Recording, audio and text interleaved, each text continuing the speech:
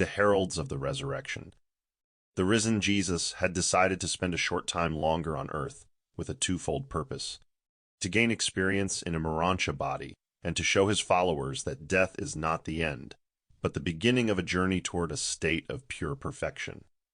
The power, the gift of life, that enabled the Creator to rise from the dead is the same gift of eternal life he bestows upon all who believe in the heavenly kingdom. And it is this very power that will awaken them in the hereafter, after they have passed through their natural death here on earth. A believer who has died on earth will be raised on another dwelling world in a morontia body, the same kind of body in which Jesus emerged from the tomb on that glorious Sunday morning. Such bodies have no circulating blood, and these beings do not partake of ordinary food, yet these morontia forms are real. When various believers saw Jesus after his resurrection, they truly saw him. They were not deceived by illusions, visions, or hallucinations. Enduring faith in the resurrection of Jesus became a cornerstone on which the gospel's belief was built. In Jerusalem, Alexandria, Antioch, and Philadelphia, all the teachers of the gospel were united in this implicit faith in the resurrection of the Master who had triumphed over death. The apostles did not want Jesus to leave them, so they had downplayed all his statements about his death, as well as his promises to rise again. They did not expect the resurrection as it happened, and they refused to believe it until they were faced with the undeniable evidence of their own eyes. When the apostles refused to believe the account of the 5 women who claimed they had seen and spoken with Jesus, Mary Magdalene returned to the tomb, while the others went back to Joseph's house, where they shared their experiences with the other women. And these women believed their story.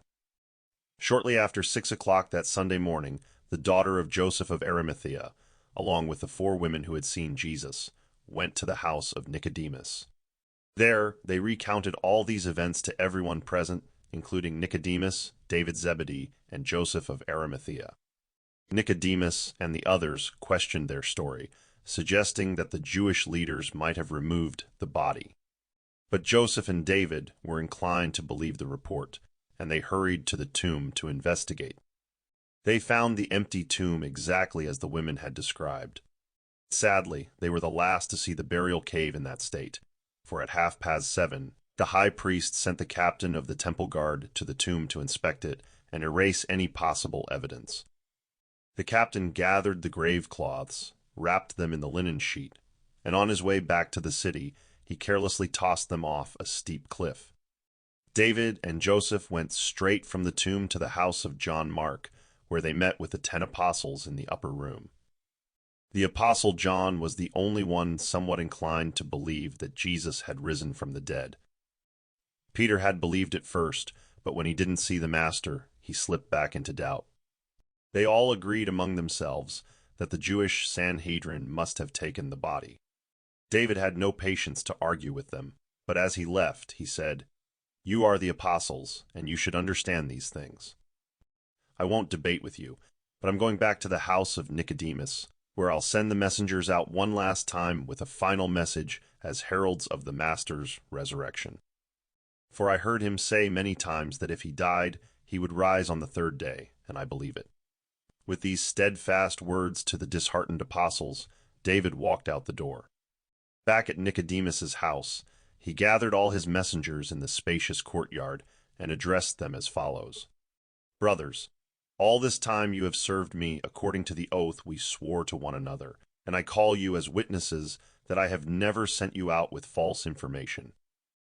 I am now about to send you out one final time as messengers of the kingdom, after which I will release you from your oath, and our courier service will come to an end.